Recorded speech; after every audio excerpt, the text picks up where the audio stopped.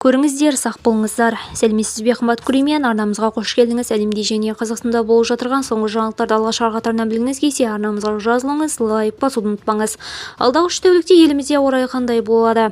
Қазгидромет синоптиктері 8, 9 және де 10 сәуір күндеріне арналған ауа райы болжамын жариялады. Алдағы күндер атмосфералық фронталды бөлімдердің өтуі әсерінен ел аумағында ауа райы тұрақсыз болады. Мамандардың айтуынша найзағай ойнап тұман түседі және жел екпіні күшейеді.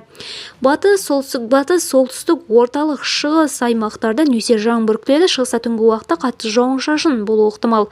Алдағы күндері батыста температура түнде 5-13-тен 1-9-ға дейін, күндіз 15-25-тен 10-20-ға дейін төмендейді деп күтілуде.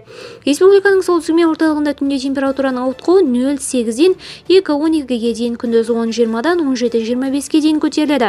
Шығыста ауа температурасы күндіз 13-21 градустан 17-25 градусқа, жылуға дейін біртіндеп жоғарылайды.